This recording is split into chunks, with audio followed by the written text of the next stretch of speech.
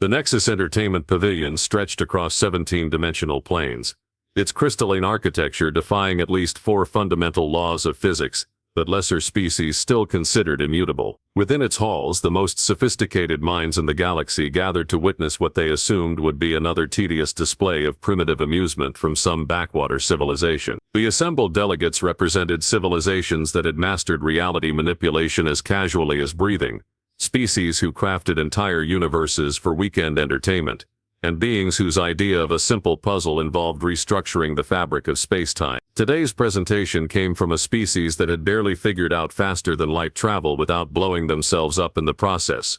Human. The very name drew suppressed chuckles from the audience, though the Zephyrian delegation had to translate their amusement into subsonic frequencies, since their natural laughter could shatter nearby moons. Ambassador Yexthor of the Celestial Gaming Commission adjusted his 17 eyes to focus on the primitive display screen.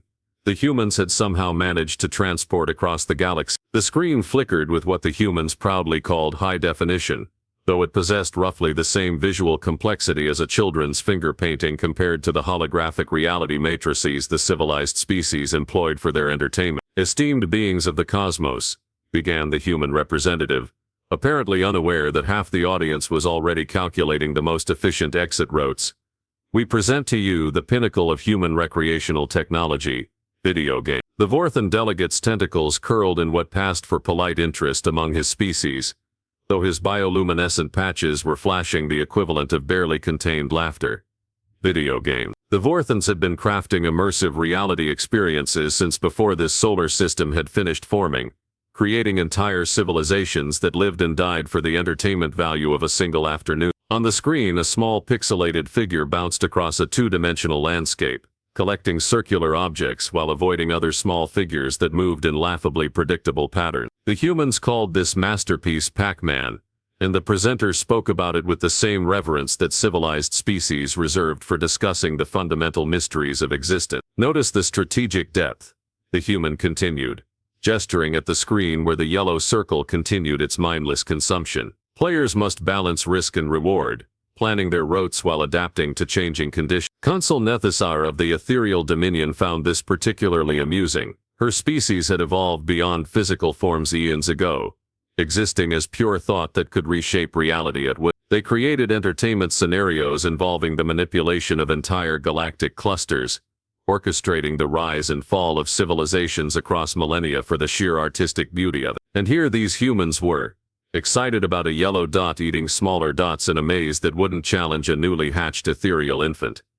The presentation continued with something called Tetris, which apparently involved fitting geometric shapes together. The crowd's attention wandered to more pressing matters, like the elegant quantum poetry being composed by the ascended minds in the upper viewing levels, or the beautiful mathematics of the reality distortions being crafted by the dimensional architects for their next artistic exhibition. The beauty lies in its simplicity, the human pressed on, seemingly oblivious to the fact that beings who considered the construction of pocket universes a casual hobby found the concept of simplicity rather quaint. These games require quick thinking, pattern recognition, and strategic planning.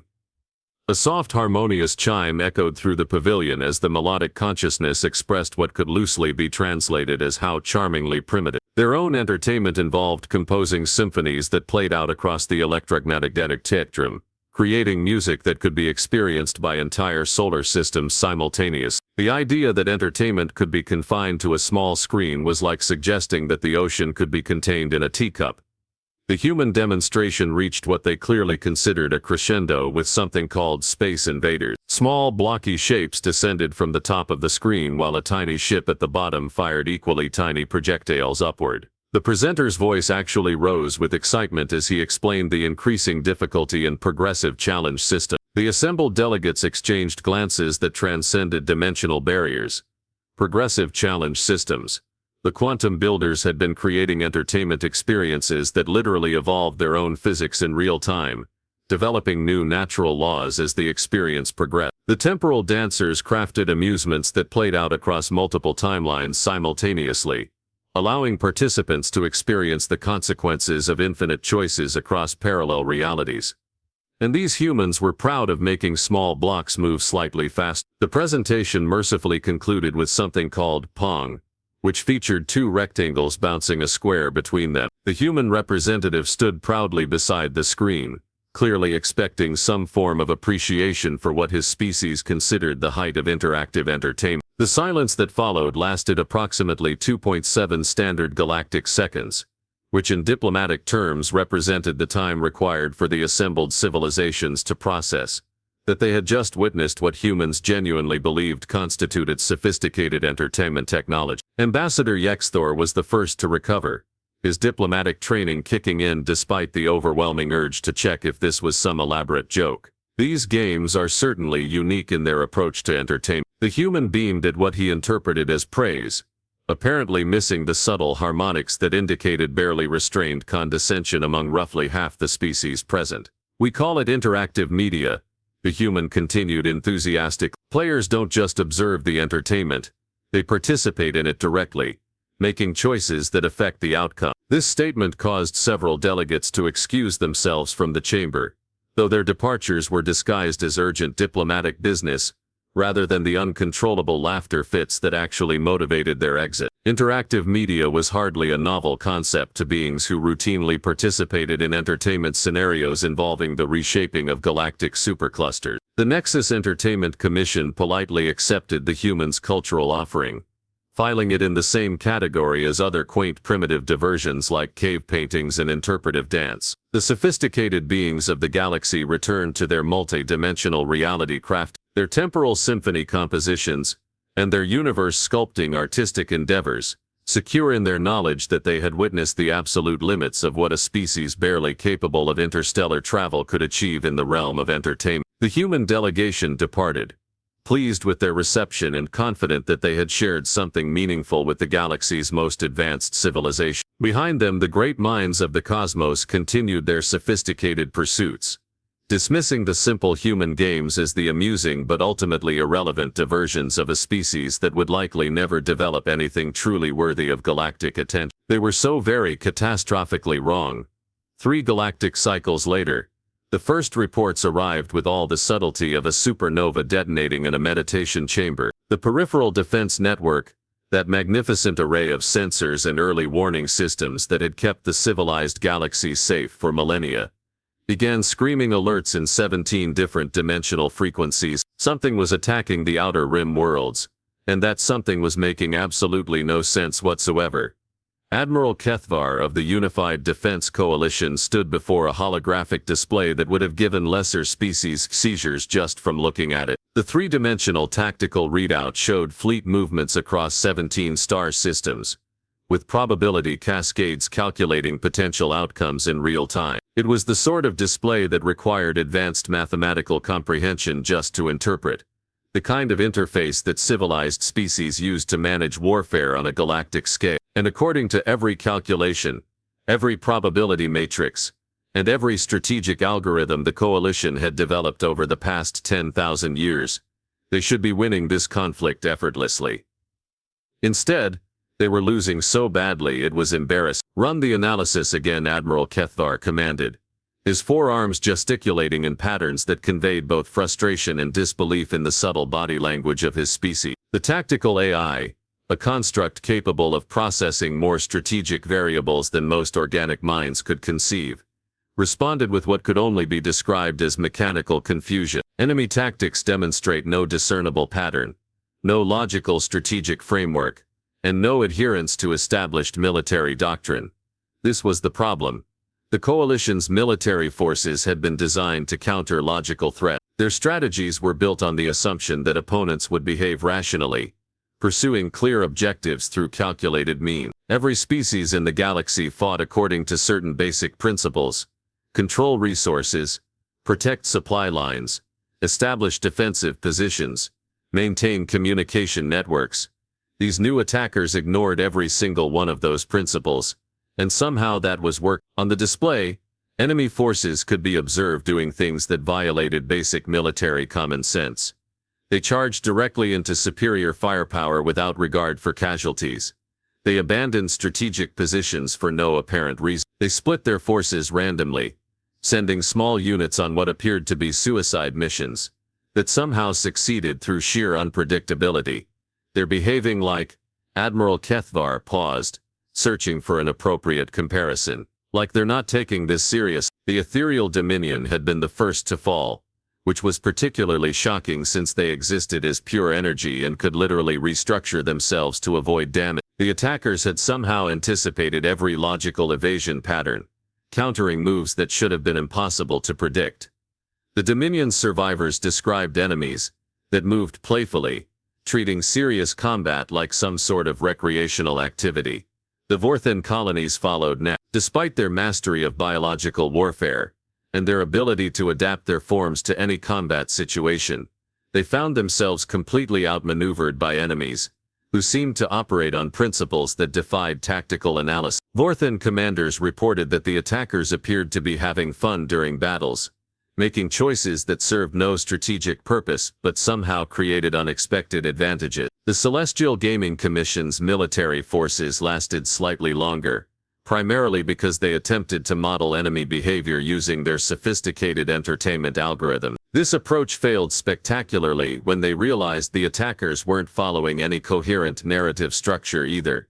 They weren't behaving like logical military forces, but they also weren't following the dramatic conventions that governed even the most chaotic entertainment scenario. Perhaps they're operating under some form of collective madness, suggested General Nixara of the Temporal Defense Corps, her crystalline form shifting through several probable conversation outcomes before settling on the most diplomatically acceptable phrasing. Admiral Kethvar considered this possibility.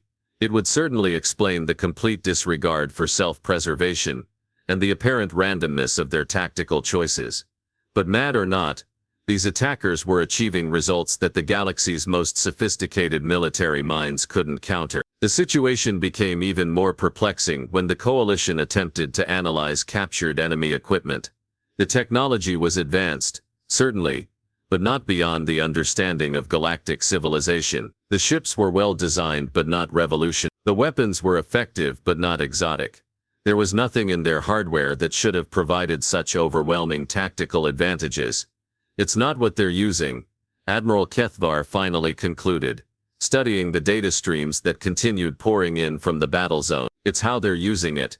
The enemy approach to combat resembled nothing so much as improvisation carried to an extreme. They would begin engagements with what appeared to be standard tactical formations, then immediately abandon those formations for approaches that made no theoretical sense but somehow proved devastatingly effective in practice. Coalition forces found themselves constantly wrong-footed, their careful strategic preparations rendered useless by opponents who seemed to change their minds mid-battle. Traditional military doctrine emphasized the importance of maintaining coherent strategic objectives, but these attackers treated objectives as mere suggestions, abandoning goals at random, only to achieve them through completely unexpected means. The ascended minds, beings of pure intellect, who had transcended physical limitations through centuries of mental evolution, attempted to understand enemy psychology through direct analysis. This effort failed so completely that several ascended minds actually requested to be returned to physical form rather than continue trying to comprehend thought patterns that operated on principles their vast intelligence couldn't process. "They're not thinking," reported the lead ascended mind through a quantum communication array. "At least, not in any manner that corresponds to rational decision-making. They appear to be operating on instinct, reflex and what can only be described as intuitive leaps that bypass logical analysis entirely." This report caused considerable alarm throughout Coalition Command. Instinct was something that civilized species had evolved beyond millennia ago. The ability to make rational, calculated decisions based on complete information analysis was what separated advanced civilizations from primitive creatures that reacted blindly to stimuli. And somehow, these primitive reaction patterns were proving superior to sophisticated strategic planning. The breakthrough came when a coalition intelligence unit managed to intercept enemy communications during a particularly chaotic battle above the Kondraxian system. The transmissions were brief, fragmented, and filled with terminology that made no sense in military context. "Nice combo. Going for the high score here. Watch this sick move." Responding in 3, 2, 1. The linguistic analysis team spent considerable time trying to decode these phrases, assuming they represented some form of advanced tactical communication system. The concept that they might be literal expressions of enjoyment during combat was so alien to galactic military thinking that it never occurred to anyone as a serious possibility, until the dimensional architects, in desperation, began analyzing enemy behavior patterns through their artistic interpretation algorithms rather than military strategic models. The results were as enlightening as they were horrifying. The attackers weren't treating this like a war at all. They were treating it like a game. The revelation hit the Coalition High Command with all the devastating impact of a philosophical supernova. In the most secure briefing chamber in known space, surrounded by reality distortion fields that prevented even quantum eavesdropping, the galaxy's greatest military minds sat in stunned silence as the implications became clear. "You're telling us," Admiral Kethvar said slowly, his forearms unconsciously arranging themselves in the traditional posture of cosmic bewilderment, "that we're losing a galactic war to beings who think this is entertainment." Hexane of the Dimensional Architects nodded, her form flickering through several probability states before settling on one that conveyed maximum certainty. The behavioral patterns match perfectly, resource gathering for points rather than strategic advantage, attempting increasingly difficult maneuvers for no tactical benefit. Most telling of all, they restart immediately after what should be catastrophic defeats, showing no concern for losses that would cripple any rational military force. The assembled commanders exchanged glances that transcended dimensional barriers, each recognizing the same horrible truth. They had spent millennia perfecting the art of warfare as a serious endeavor, treating it as the ultimate test of civilization's sophistication. They had developed strategies that accounted for every possible rational response, built fleets designed to counter logical tactical decisions, and trained officers to think 17 moves ahead in the grand game of galactic chess, and they were being systematically destroyed by opponents who were essentially button-mashing. "The worst part," continued Dr. Hexane, consulting data streams that hurt to look at directly, "is that they're getting better, learning, adapting. Each engagement teaches them new techniques that they immediately share across their entire force. It's like they're developing muscle memory for chaos." General Vexthor of the Quantum Defense Legion, a being whose tactical brilliance had been legendary for over 1,000 years, found himself staring at combat reports that made no sense according to everything he had learned about warfare. "They're treating our most sophisticated defensive strategies like obstacles in some sort of challenge course." The evidence was overwhelming and humiliating. The attackers approached each battle as if it were a puzzle to be solved through trial and error, showing no concern for the massive resource expenditure that each attempt represented. They would throw entire fleets at defensive positions in what appeared to be completely suicidal attacks, then somehow emerge victorious through combinations of maneuvers that no rational tactical system could predict. "There's something else," Hexane added, her tone carrying the weight of impending catastrophe. "We've traced their behavioral patterns, the specific types of chaos they employ, the way they prioritize targets, the patterns in their seemingly random movements, even their communication styles during combat." She activated a holographic display that showed side-by-side comparisons of attack patterns and what appeared to be recreational activities from various primitive species throughout the galaxy. They learned this from studying primitive entertainment simulation, specifically what certain species call video games. The temperature in the briefing chamber seemed to drop several degrees as the full implications became clear. Admiral Kethvar felt all four of his heart skip beats in perfect synchronicity. "Are you saying they learned to fight by watching entertainment programs? Not just any entertainment programs, human entertainment programs." The silence that followed was so complete it seemed to have physical weight. Every being in the chamber was remembering a certain presentation at the Nexus Entertainment Pavilion, a demonstration that had been dismissed as charmingly primitive, filed away and forgotten by civilizations that considered themselves infinitely more sophisticated. Those simple human games, with their basic patterns and straightforward objectives, had apparently served as military training manuals for a force that was now systematically dismantling the galaxy's most advanced civilization. Hexane continued, her professional detachment beginning to crack under the weight of cosmic irony. "Their tendency to collect resources obsessively mirrors the point accumulation mechanics in Pac-Man. Their willingness to sacrifice individual units for tactical advantage follows the respawn-based strategies of Space Invaders. Even their communication patterns during battle correspond to the real-time coordination required in multiplayer human gaming scenarios. Commander Athala of the Stellar Defense Corps, whose species had evolved beyond the concept of embarrassment eons ago, discovered that evolution could sometimes work in reverse. So these attackers studied human recreational activities and somehow turned them into the most effective military doctrine in galactic history. It gets worse, Dr. Hexanay said, which seemed impossible until she continued. They're not just copying human game strategy, they're improving on them. Combining techniques from multiple human games, developing new approaches based on principles that humans introduced but never fully exploited. They've taken what humans created for entertainment and turned it into the galaxy's most devastating military science. The strategic implications were staggering.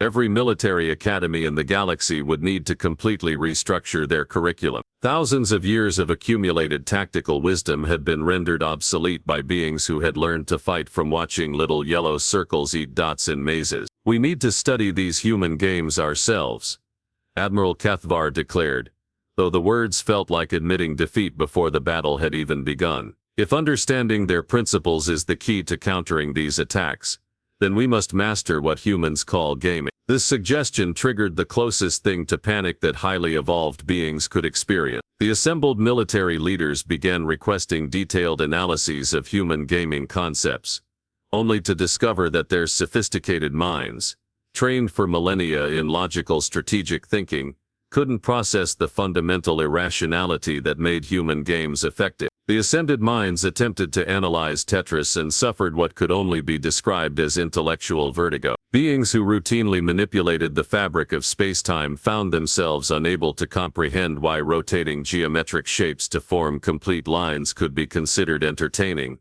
let alone militarily relevant. The ethereal dominion's greatest strategic theorists spent days trying to understand Pong, eventually concluding that the constant back-and-forth motion was some form of advanced meditation technique that prepared human minds for tactical flexibility. The Temporal Defense Corps attempted to master Space Invaders, and became so frustrated with the progressively increasing difficulty that several officers actually requested reassignment to easier duties, like managing black hole formations or negotiating peace treaties with sentient galaxies. We're approaching this wrong, General Nixara finally admitted, her crystalline form flickering through probability states of increasing desperation.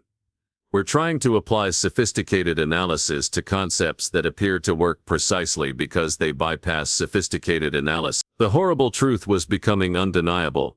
The galaxy's most advanced civilizations, with their reality-manipulating technologies and universe-spanning intellects, were constitutionally incapable of thinking simply enough to understand human gaming principles. They had spent so long transcending primitive instincts and developing beyond basic reactive patterns, that they could no longer access the fundamental simplicity that made human games work as military training. Their evolution had carried them past the point where they could benefit from humanity's gift to the galaxy.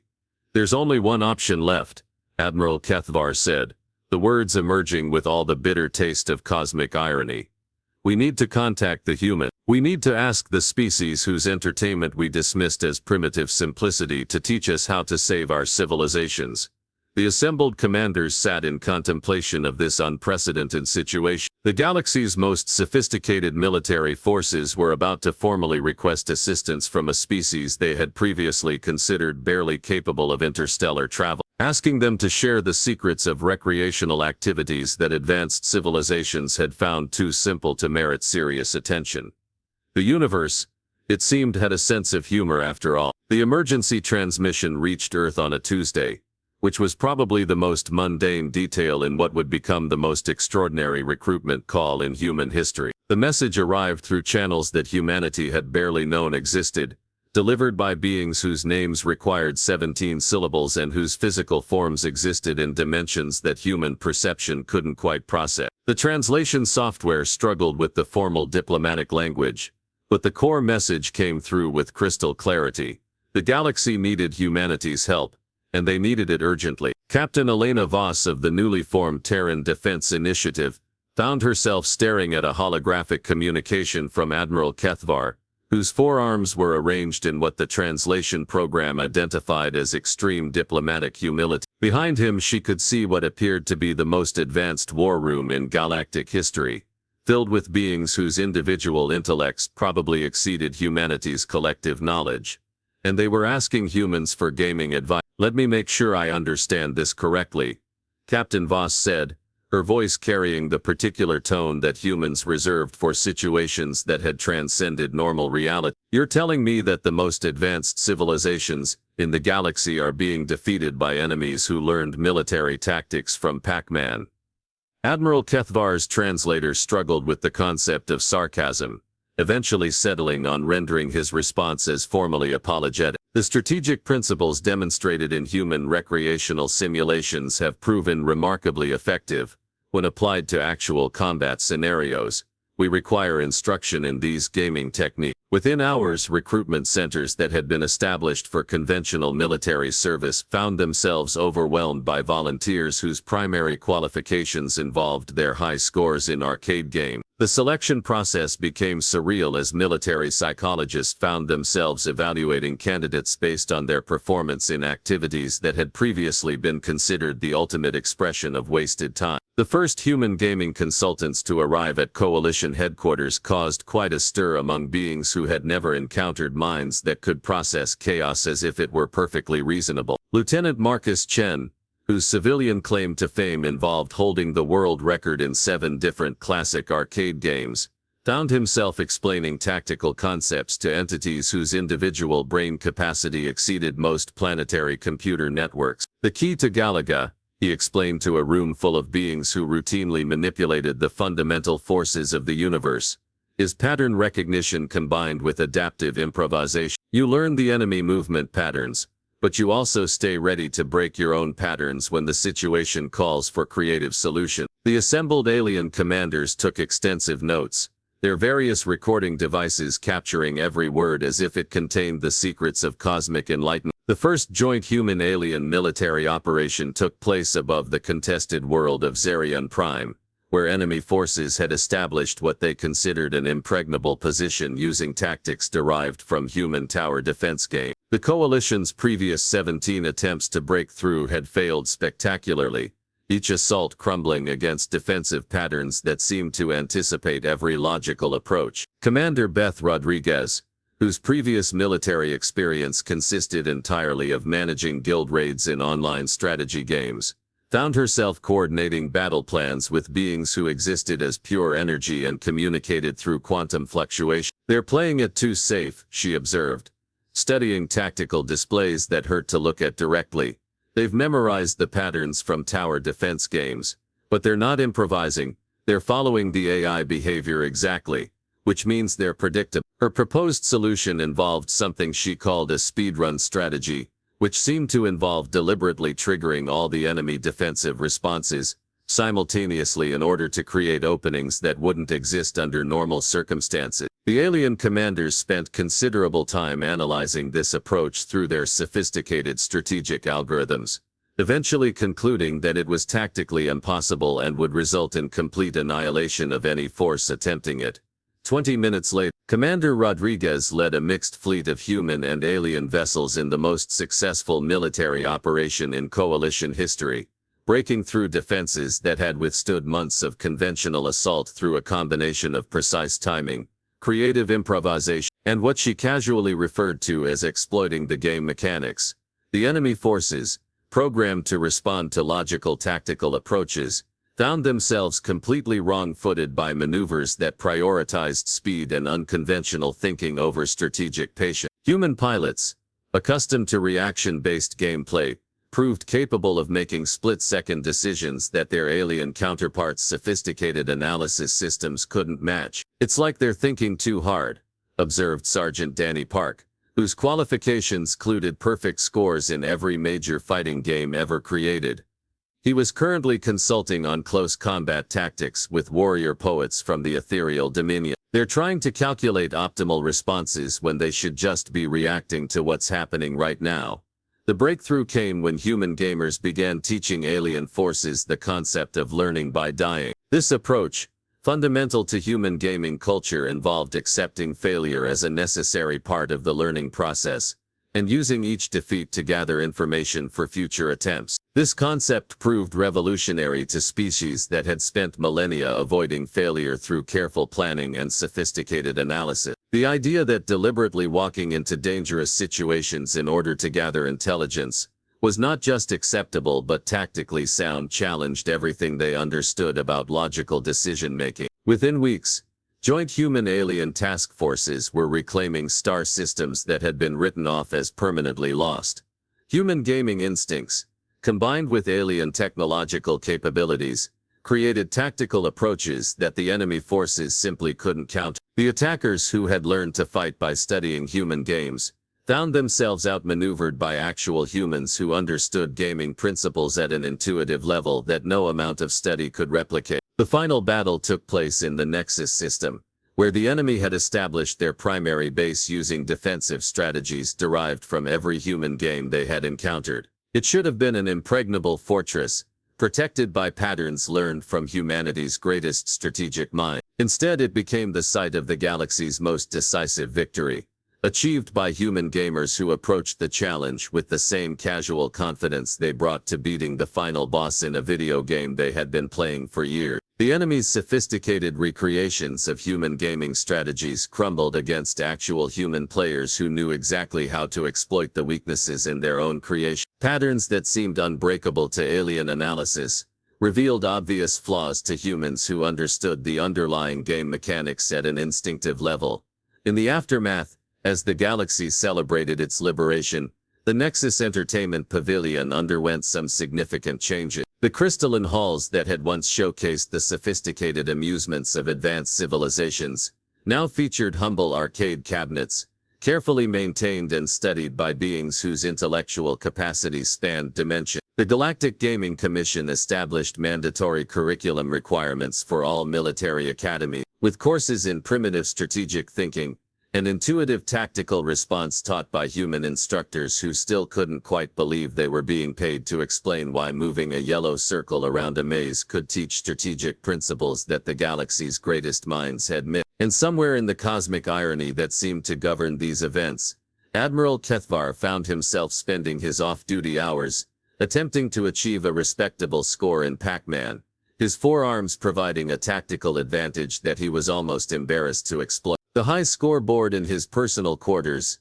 served as a daily reminder that the galaxy's salvation had come from the most unexpected source imaginable. The humans, for their part, accepted their new role as the galaxy's premier military strategists, with the same casual attitude they brought to everything else, treating the salvation of advanced civilizations as just another game to be mastered and enjoyed. After all, they had always known their video games were serious business.